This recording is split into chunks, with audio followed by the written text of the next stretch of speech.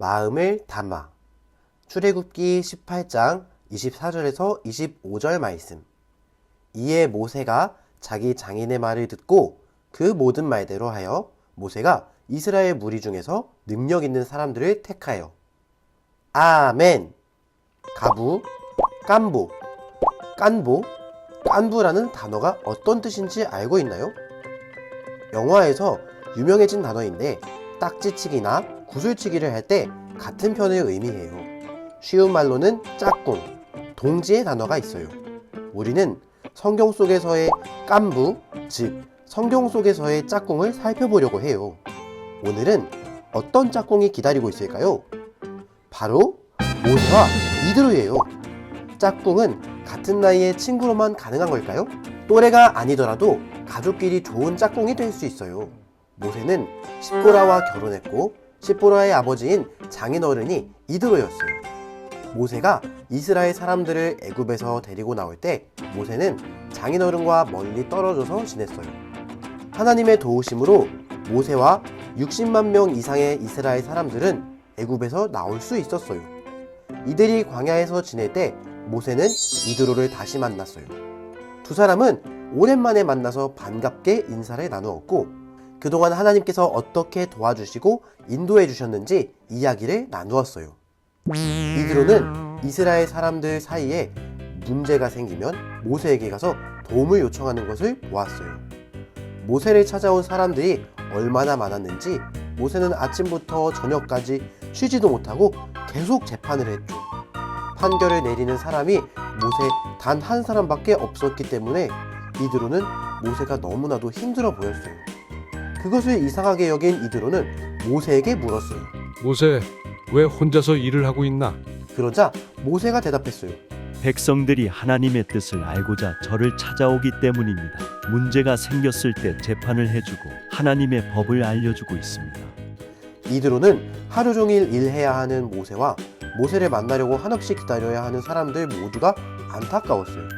그래서 모세에게 두 가지 좋은 방법을 알려주었어요.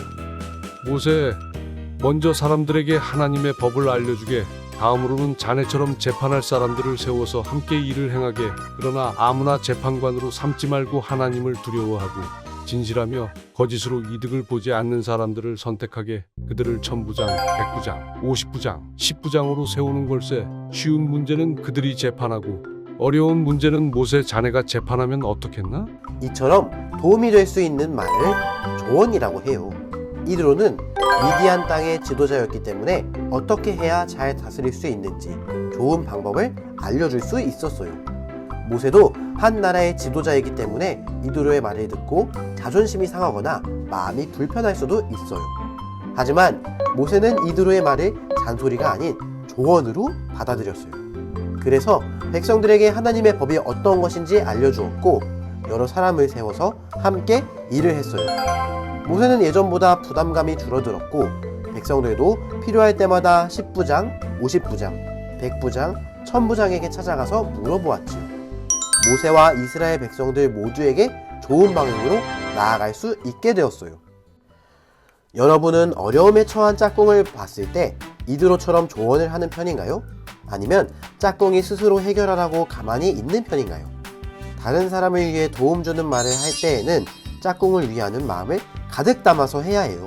조금이라도 짝꿍이 부족하다고 생각해서 그 사람을 무시하거나 깎아내리는 마음으로 하지 않아야 해요. 그리고 자신이 잘났다고 생각해서 자랑하거나 으스대는 태도로 하면 안 돼요. 진정으로 짝꿍을 사랑하는 마음에서 해야 하고 말투나 억양을 조심스럽게 해야 하지요. 조언을 받는 모세는 어떻게 해야 할까요? 어떤 친구는 잔소리라고 생각해서 기분 나빠하며 한 귀로 듣고 한 귀로 흘려보낼 수도 있어요.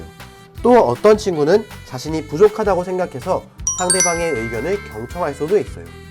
우리에게 들려오는 여러 가지 소리가 있어요.